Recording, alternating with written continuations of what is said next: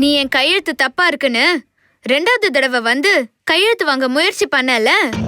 நானும் அந்த நேரத்துல போதையில இருக்கிற மாதிரி நடிச்சு உன்னை அடி அடின்னு அடிச்சேன்.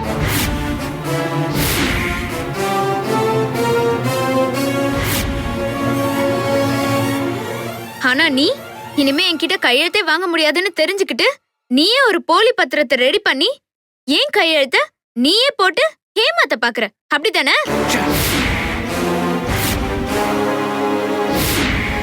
சார், இவங்க 2 பேரையும் நம்பாதீங்க. இந்த பத்திரத்துல இருக்கிற கையெழுத்து என்னோடதே இல்ல. இந்த போலியான பத்திரத்துல என் கையெழுத்து நானே போட்ட மாதிரி இவங்கள யாரோ ஒருத்தர் தான் இதுல கையெழுத்து போட்டிருக்காங்க. சார், இத தயவு செஞ்சு ரெஜிஸ்டர் பண்ணாதீங்க.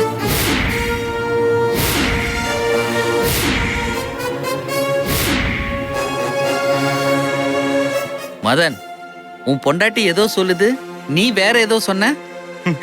இருங்க சார்.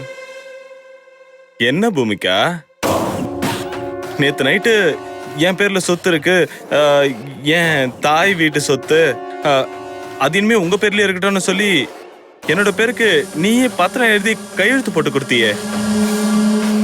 இப்ப என்னடானா நீங்க வந்து தடுத்து அசிங்கப்படுத்துறியே. இங்க பாரு பூமிகா, நம்ம 2 பேரையும் பிரிக்கிறதுக்கு யாரோ சூழ்ச்சி பண்ணி சதி வேலை பண்றாங்க. நல்ல குடும்பத்தை பிரிக்க ஊர்ல 1000 பொய் சொல்லுவாங்க. அதெல்லாம் நீ நம்பாத. நீ கையெழுத்து போட்டு கொடுத்ததுக்கு அப்புறம் எதுவுமே மாத்த முடியாது பூமிகா. சார், என் வைஃப் சொல்றது பெருசா எடுத்துக்காதீங்க. நீங்க பத்திரத்தை பதிவு பண்ணுங்க. ஓகே, இது பிடிப்பா. என்னம்மா இது? சார், இவர் சொல்றாருன்னு நீங்க பத்திரத்தை பதிவு பண்ணீங்கன்னா நீங்களும் ஜெயிலுக்கு போக வேண்டியது இருக்கும். ஜெயிலுக்கு போறதுக்கு உங்களுக்கு சம்மதமா? அப்படின்னா செய்யுங்க. Please proceed. சார், நீங்க கேட்ட டாக்குமெண்ட்டை நாங்க கொடுத்துருக்கோம். யோசிக்காம பத்திரப்பதிவை பண்ணுங்க. இதுல இருக்கிற கையெழுத்து பூமிகா கையெழுத்து தான்.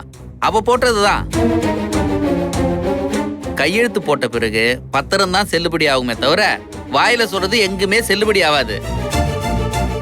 என்ன எப்படியாவது ஏமாத்தி என் சொத்தை ஃபுல்லா புடுங்கிடலான்னு பாக்குறீங்களா?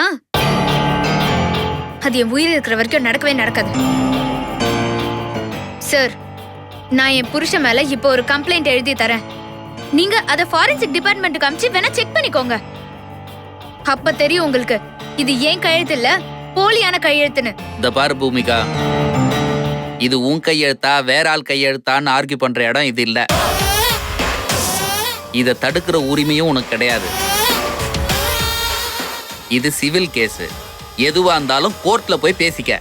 அங்க அவங்க உனக்கு நல்ல தீர்ப்பு கொடுப்பாங்க. இங்க கோர்ட் விட்டுட்டு கோர்ட்ல போய் நிக்கிறதுக்கு நான் ஒன்னும் பைத்தியக்காரி இல்ல. சார், ப்ளீஸ் ஒரு பேப்பரும் பேனாவும் கொடுங்க.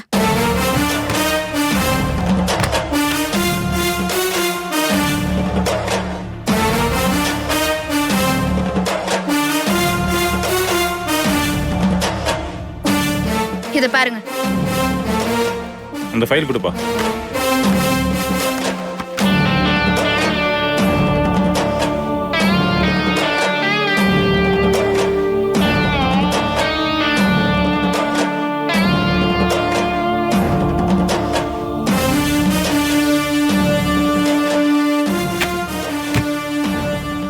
இதுதான் சார் என்னோட ஒரிஜினல் கையெழுத்து.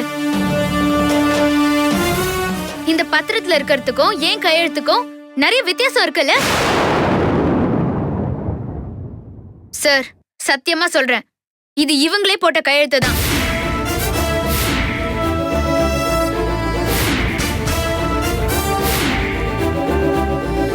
நான் உன் கூட பிறந்த தங்கச்சின்னு கூட பார்க்காம என் புருஷ சொத்தை ஏமாத்தி வாங்கின மாதிரி பூமிகா சொத்தையும் அபகரிக்க பாக்குறியா?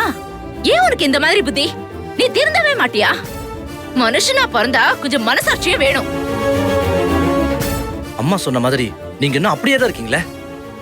எங்க அக்கா சொத்தை ஃப்ராட் பண்ணி ஏமாத்தி புடுங்கலாம் நினைச்சா நான் என்ன பார்த்துட்டு சும்மா இருப்பேன்னு நினைச்சீங்களா? எனக்கும் ஸ்ரேயாவுக்கும் நிச்சயம் ஆயிடுச்சு. கல்யாணமும் நடக்க போகுது. எல்லாம் ஸ்ரேயாவோட முகத்துக்காக தான் நான் ரொம்ப பொறுமையா இருக்கேன். உங்களெல்லாம் தாய் மாமன் சொல்றதுக்கு வெக்கமா இருக்கு. சை. எதனால நீ இப்படி எல்லாம் பேசுறேன்னு எனக்கு தெரியும். அர்ச்சனா இருக்கிற தைரியத்துல தானே பேசுற. அது எனக்கு நல்லாவே தெரியும். எதுவா இருந்தாலும் கோர்ட்ல போய் பாத்துக்க. கோர்ட்டுக்கு நாங்க ஏன் போனோம்?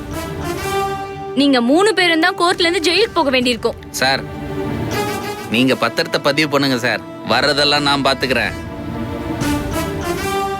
உங்க கடமையை நீங்க செய்யறத உங்களை தடுத்தாங்கன்னு இவங்க மேலே ஒரு கேஸ போட்டு கம்பியான அமைச்சிருவோம். இவ்ளோ மரியாதையா சொல்லியும் நீங்க கேட்கலனா உங்க எல்லாரையும் ஜெயிலுக்கு அனுப்புறதை தவிர வேற வழியே இல்ல. இன்ஸ்பெக்டர்,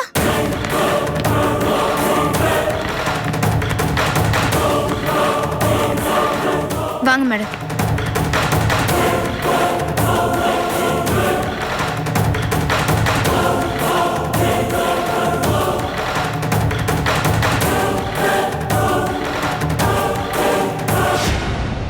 சட்டத்துக்கு விரோதமாவும் திருட்டுத்தனமாவும் பத்திரப்பதிவு பண்ண முயற்சி பண்றாங்க.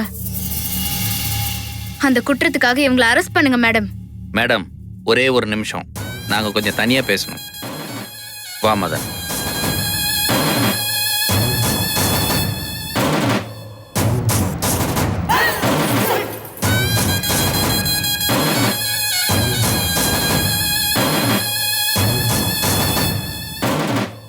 யோ, உண்மைய சொல்லியா? கையெழுத்த நீ போட்டியா இல்ல பூமிகா தான் போட்டாளா? இப்பயாவது என்கிட்ட உண்மைய சொல்லியா? அப்பதான் உன்னை காப்பாத்த முடியும். உண்மையை சொல்லிடுறேன் சார். நான் தான் பூமிகா மாதிரி கையெழுத்து போட்டேன்.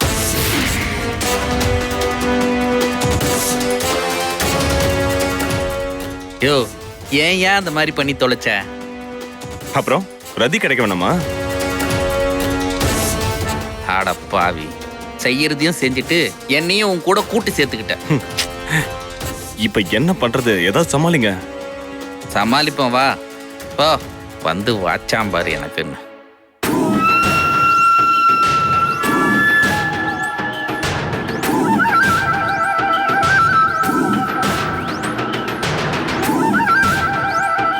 மேடம், இவர் தான் போலி கையெழுத்து போட்டாருன்றதுக்கு எந்த ஆதாரமும் இல்ல. பூமிகா தான் இந்த கையெழுத்தை போட்டிருக்கா. ஃபாரன்சிக் டிபார்ட்மெண்ட்டுக்கு இந்த கையெழுத்து போயிட்டு வரட்டும். அதுக்கப்புறம் எது வேணாலும் பேசிக்கலாம். மேடம், ஏற்கனவே இவங்க மேல நான் போலி பத்திரம் பதிவு பண்றாங்கன்னு கம்ப்ளைண்ட் கொடுத்திருந்தேன். அந்த அடிப்படையில இவங்களை நீங்க அரெஸ்ட் பண்ணுங்க. மதன் தான் கையெழுத்து போட்டான்றதுக்கு என்ன ஆதாரம் இருக்கு? என்கிட்ட ஆதாரம் இருக்கு. ஜோதிகா அக்கா, போனை கொடு. இந்தாங்க அக்கா.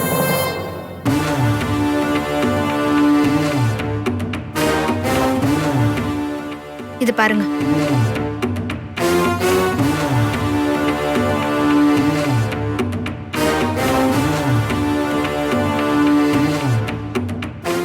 பாருங்க.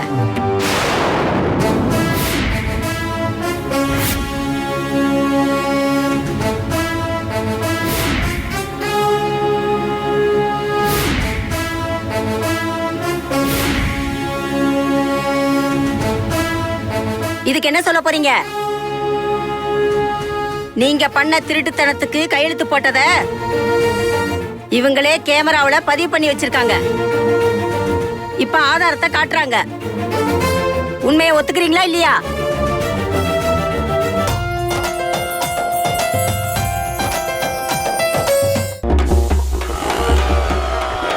இந்த Black and White டிவியை யாருக்காவது கொடுத்துடலாங்க. கொடுத்துடலாம். நம்ம டிவியை வித்துருவோம். விக்கலாம். என் தம்பிக்கு விக்கலாம். நம்ம டிவியை வித்துட்டேன். யாருக்கு? தம்பிக்கு தான். ஐயோ, இது என் தம்பி இல்ல. இவர் பேரு நல்ல தம்பி. OLXல வந்தாரு. நம்ம டிவிக்கு 18,000 ரூபாய் கொடுத்தாரு. 18,000 ரூபாய் கொடுத்தாரா?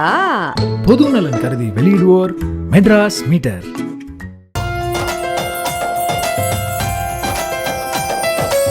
இந்த பூமிகா,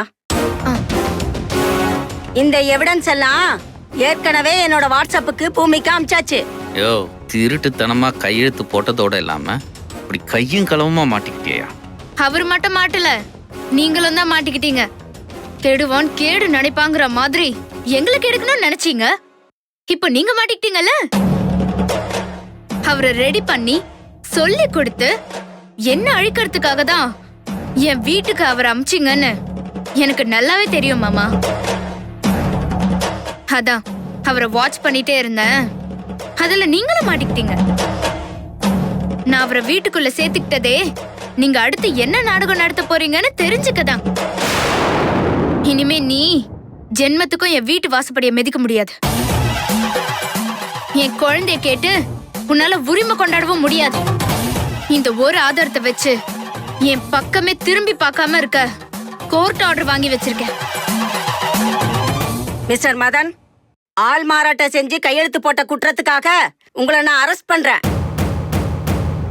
சுதர்சன், அவரை குற்றம் செய்ய தூண்டின காரணத்துக்காக உங்களையும் நான் அரெஸ்ட் பண்றேன். கான்ஸ்டபிள்ஸ் மேடம் 2 பேரும் அரெஸ்ட் பண்ணுங்க. வாங்க போங்க. சார். நானே வரேன், போங்க.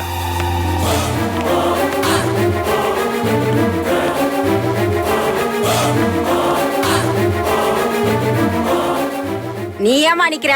நீ வா. குற்றத்துக்கு உடந்தையா இருந்த காரணத்துக்காக உன்னையும் நான் அரெஸ்ட் பண்றேன். பூமிகா அடிக்கடி ஜெயிலுக்கு போய் அடி தாங்க முடியல.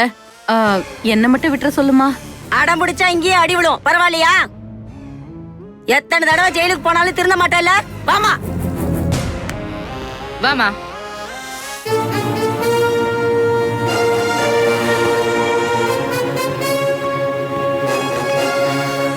சார், நல்லா பார்த்து விசாரிச்சு உங்க கடமையை செய்யுங்க சார். சாரிம்மா.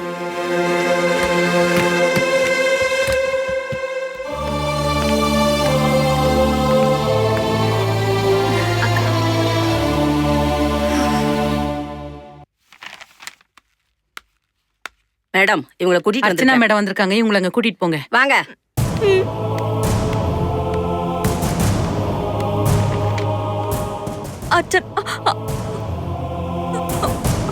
அர்ச்சனா அர்ச்சனா அர்ச்சனா எங்களை காப்பாத்த அர்ச்சனா.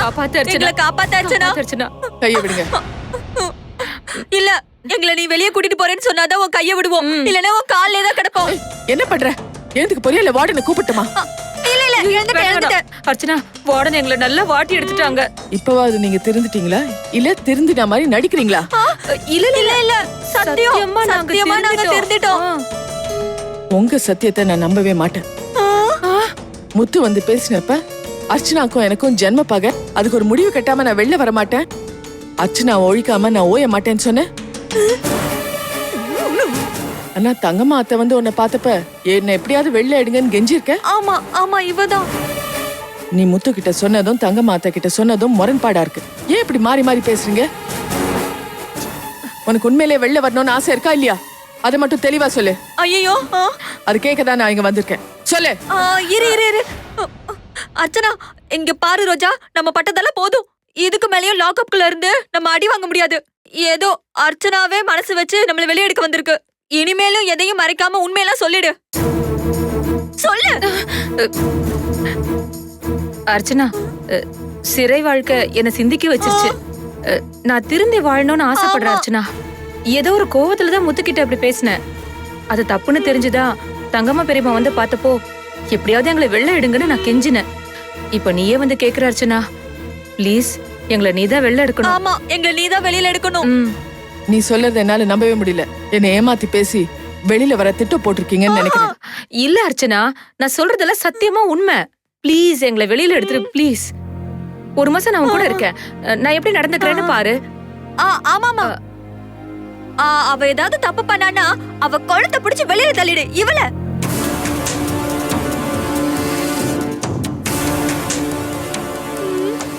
என்ன அர்ச்சனா? என்ன அர்ச்சனா இப்படி யோசிக்கிற? நான் இவ்ளோ சொல்லி என் மேல உனக்கு நம்பிக்கை இல்லையா? என்னமோ தெரியல, நீங்க சொல்றத நம்பறதுக்கு என் மனசு இடம் கொடுக்க மாட்டேங்குது. இப்படிலாம் பேசினா அர்ச்சனா வெளில கொண்டு வந்துருவா. அப்புறம் அர்ச்சனாவை பழி வாங்கலான்னு யாரோ தூண்டி விட்டா மாதிரி எனக்கு தோணுது. யாரும் என்ன தூண்டி விடல அர்ச்சனா. இது வரைக்கும் மத்தவங்கள நான் தூண்டி விட்டு நான் உன்னை எதிர்த்து நின்னதில்ல. கடைசியில நான் ஜெயிலுக்கு தான் வந்தேன். இப்ப நான் திருந்துட்டேன் அர்ச்சனா. ப்ளீஸ், இனிமே நான் முத்துக்கு நல்ல மனைவியா, உனக்கு ஒரு ரொம்ப நல்ல விசுவாசியா நான் வாழணும்னு ஆசைப்படுறேன். ரோஜா, நான் இப்ப கூட உன்னை நம்பல. ஆனா நீ மாசமா இருக்க, உன்னை ஜெயில வச்சு பார்க்க எனக்கு கஷ்டமா இருக்கு. நீ ஒரு நல்ல குடும்ப பெண்ணா வாழணும் தான் நான் ஆசைப்படுறேன். இதுதான் நான் உனக்கு தர கடைசி சந்தர்ப்பம். இதுக்கு மேலேயும் பழைய மாதிரி நடந்துட்டீங்க, நான் உன்னை மன்னிக்கவே மாட்டேன். ஆமாமா கரெக்ட். அர்ச்சனா, எங்களை எப்போ வெளியில எடுக்க போற? எப்போ? எப்போ எடுக்கணும்னு எனக்கு தெரியும். இவங்களை கூட்டிட்டு போங்க. Okay madam. அர்ச்சனா அர்ச்சனா அர்ச்சனா, அறிந்தும் அறியாமலும் தெரிந்தும் தெரியாமலும் புரிந்தும் புரியாமலும் செய்த சகல குற்றங்களை மன்னித்து எங்களை சீக்கிரமா ஜாமீன்ல எடுத்துரு. எங்களை தண்டிச்சிராத. ஆமா மன்னிச்சிரு. மன்னிச்சிடு. சரி போ, இதுக்கு மேல எங்க கேக்கும்? அவர் ஒரு கம்பீரமான போலீஸ் அதிகாரியா வரணும். என்னோட கனவை நிறைவேற்றி காட்டுவேன் அத்தை. இங்க பாரியா பொண்ணுரங்கம், நீ பெரிய போலீஸ் ஆபீசர் ஆவேன்னு நம்ம ஒரு சோசியக்காரன் சொன்னான்.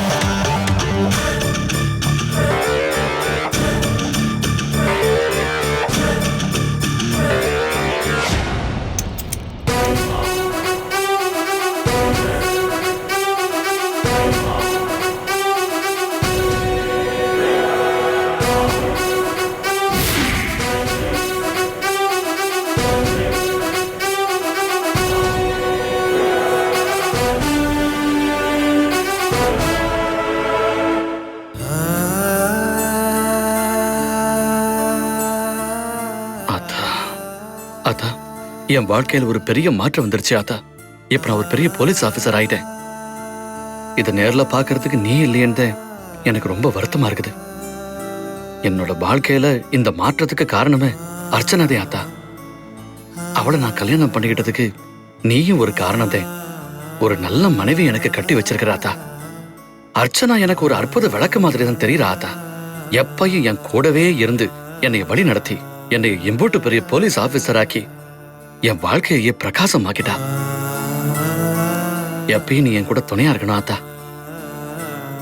என்னை ஆசீர்வாதம் பண்ணு.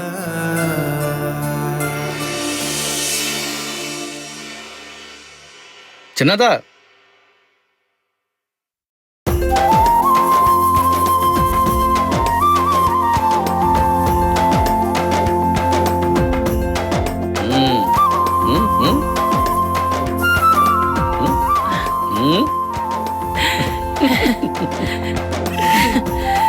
எப்படி இருக்குது? என்னை ஆசீர்வாதம் பண்ணாதா. நல்லா இருப்பா, நல்லா இருப்பா. எந்திரி எந்திரி. ஏ ராசா, தொப்பி போட்டுக்க, தொப்பி போட்டுக்க. நல்லா இருக்குடா, நல்லா இருக்கு. திங்க குட்டி, என் ஆசீர்வாதம் உனக்கு எப்பவுமே இருக்குண்டா. போலீஸ் ட்ரெஸ்ல எப்படி இருக்கறேன்னு சொல்லி ஆத்தா. நல்லா இருக்கறேனா? எதனா சொல்லு. கம்பீரமா இருக்கடா. உன்ன இந்த யூனிஃபார்ம்ல பாக்குறதுக்கு எனக்கு ரொம்ப சந்தோஷமா இருக்குடா. ஆரம்பத்துல இந்த போலீஸ் வேலை உனக்கு எதுக்குன்னு நான் ரொம்ப பயந்தேன். ஆனா இப்ப அந்த பயம் எல்லாம் போயிடுச்சு. இப்பதான் நீ பெரிய போலீஸ் ஆபீசர் ஆயிட்டியே. இனிமே உன்னை யாராலையும் ஒண்ணும் பண்ண முடியாது. இந்த ட்ரெஸ்ல அர்ச்சனா உன்னை பார்த்தா ரொம்ப சந்தோஷப்படுவா. வா வா வாடா. வாயா வாயா வாயா. ஏ ராசா. அர்ச்சனா அர்ச்சனா அர்ச்சனா அர்ச்சனா அர்ச்சனா. ஐயோ, நான் ரெடி ஆயிட்டேன். எப்படி?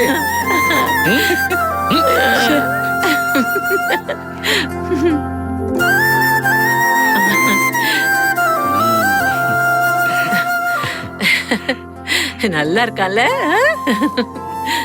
அர்ச்சனா? இந்த யூனிஃபார்ம் எனக்கு எப்படி இருக்குது? சூப்பரா இருக்கு மாமா. குற்றவாளிங்க உங்களை பார்த்தாலே நடுங்கி போயிடுவாங்க. அர்ச்சனா, நீ என்னை இவ்வளவு பெரிய போலீஸ் ஆபீசர் ஆக்குவேன்னு நான் எதிர்பார்க்கவே இல்லை. நம்ம முடியும்னு நினைச்சா இந்த உலகத்துல முடியாதது எதுவுமே இல்ல மாமா. ம். சரி, நான் இன்னைக்கு டியூட்டியில் ஜாயின் பண்றேன் அர்ச்சனா. பெஸ்ட் ஆஃப் லக் மாமா. தேங்க்யூ. நாடு இப்ப இருக்கிற சூழ்நிலையில உங்க சேவை இந்த நாட்டுக்கு ரொம்ப தேவை. அநியாயம் அக்கிரமம் எங்கெல்லாம் நடக்குதோ அதெல்லாம் தடுத்து நிறுத்துங்க. யாரு எந்த குற்றத்தை செஞ்சாலும் அவங்கள எல்லாம் சும்மாவே விடாதீங்க.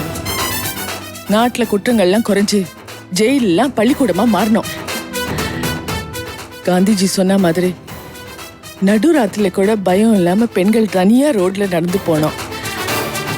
எத்தனையோ தலைவர்கள் இந்த நாடு எப்படி இருக்கணும்னு கண்ட கனவுகள்லாம் உங்களால முடிஞ்ச அளவுக்கு நிறைவேற்றுங்க. இதுதான் என்னோட ஆசை. உங்களால முடியும்னு நினைச்சு மனசுல உறுதிமொழி எடுத்துட்டு போய் டியூட்டில ஜாயின் பண்ணுங்க. ஹேவ் அ குட் டே மாமா. Today is a bad day, madam. Not a good day.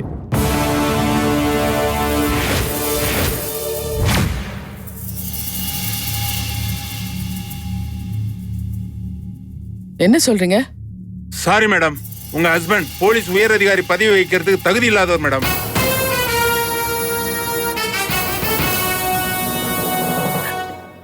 என்ன சார் சொல்றீங்க? புரியலையே. எஸ் மேடம், இவர் இந்த போலீஸ் உயர் அதிகாரி பதவி வகிக்கிறதுக்கு தகுதி இல்லாதவர் சொல்றோம். எதை வச்சு அப்படி சொல்றீங்க? இவர் ஒரு கொலை குற்றவாளி.